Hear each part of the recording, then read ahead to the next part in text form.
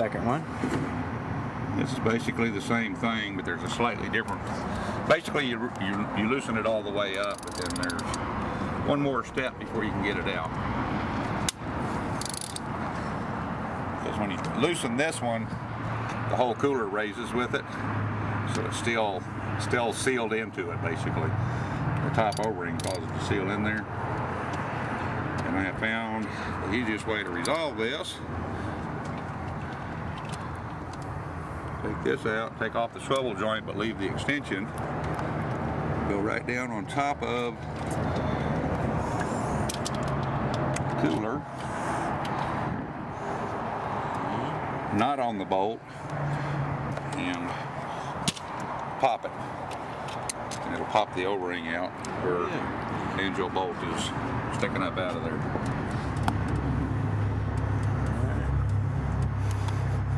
Smells like burning wood. That's the banjo bolt sticking right out of there. Yep. After you popped it. Yep. Alrighty.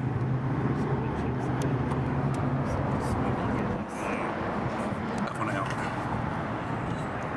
Now.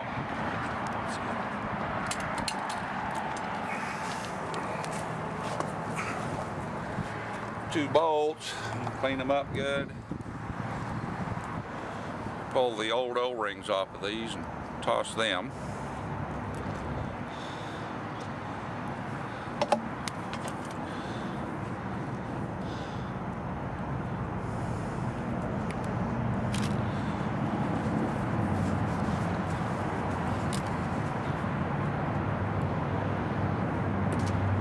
And the new ones that came with the Sonax adapters, notice the two of them are a little bit thicker and bigger. Those are the ones that go on the banjo bolt.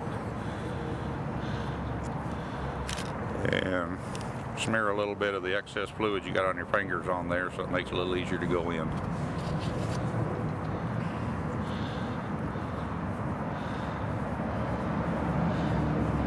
And those are ready for the adapters. But before we can put the adapters in, we've got to get the old cooler out of the way. Don't want to cut the water lines right now because the top of the transmission is open. So I try to lift it up a little bit and push it towards the passenger side. There's just enough space to get it out of the way that you can go to the next step.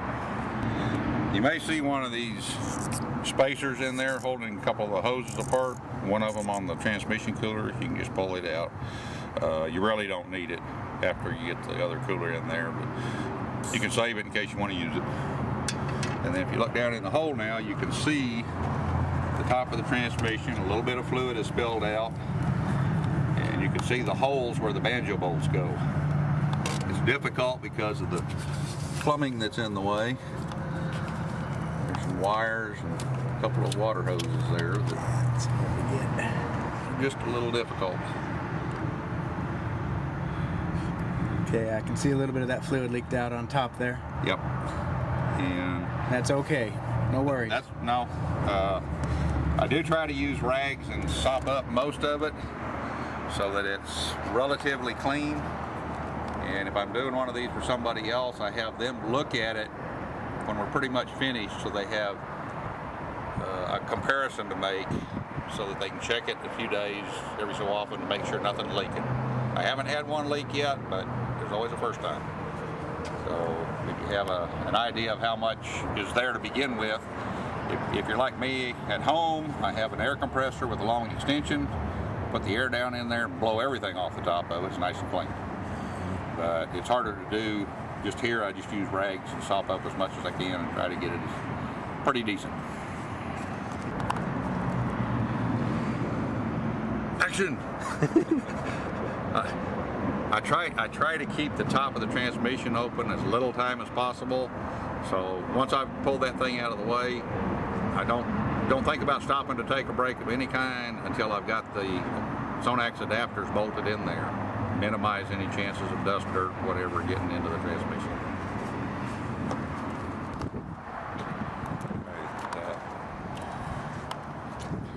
Try to put the back one in first with the nut on this side.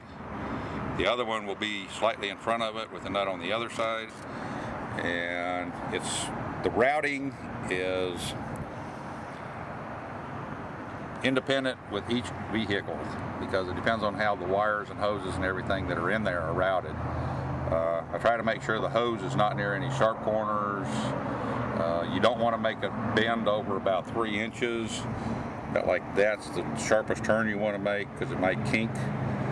But other than that, it's just whatever will fit.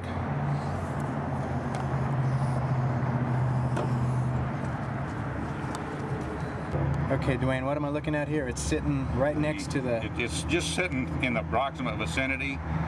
And at this point, you can kind of double check where you threaded the hose through to make sure there's no hose clamp, corners on metal, sharp plastic, anything like that. Basically, you just have to do it by feel. You can't really see in there very well.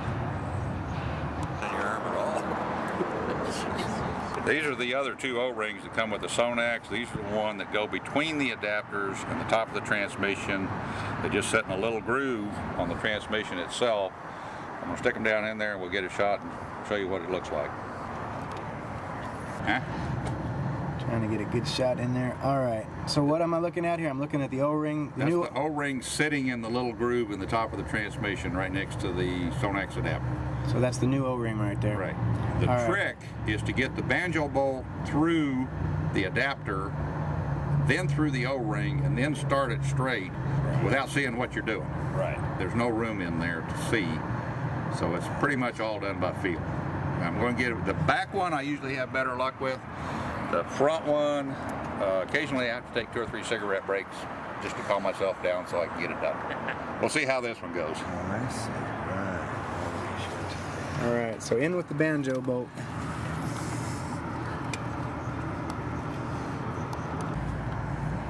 All right, Dwayne, we got that. We got the banjo bolt down through the top. And go ahead, you were saying something about finger tight and or something? You have to start it with your hand because the transmission is an aluminum housing, real easy to cross thread. You want to just take your time. If you start to get frustrated, just back off, take a break, don't screw it up. Soft metal like that is real easy to cross thread and everything. The back one is not so bad because there's not too many obstructions. This front one we're about to do, because of the way the hose comes out the side, there are other things in the way and it tends to try to lean a little bit. This is the one that can get frustrating. Worst case, it took me, well, best case, it took me 30 seconds to put one in, just kind of fell in. Worst case, it was almost 20 minutes before I managed to get everything lined up without trying to cross thread the bolt, all that. Tell me about what you're doing right here. You're sticking it in backwards so that people don't get confused as to why you're putting the unbolted in. I'm putting the unfitted end down in there and then bringing it out through whatever hole available to thread it through. This front one I try to run underneath one that's already there in the back, because when they come to the cooler in the front, we prefer to have the back one at the top of the cooler. There's actually no required reason for it on this particular cooler because a sealed system, in a closed system. On a radiator, you normally tend to put inlet to the radiator at the top and outlet at the bottom in case it gets a little bit low. It'll always be able to pull out of the bottom. But since this was sealed with the cooler, it's really not critical. I ran mine upside down for about 6 months. Never had a lick of trouble with it. We'll give it a shot.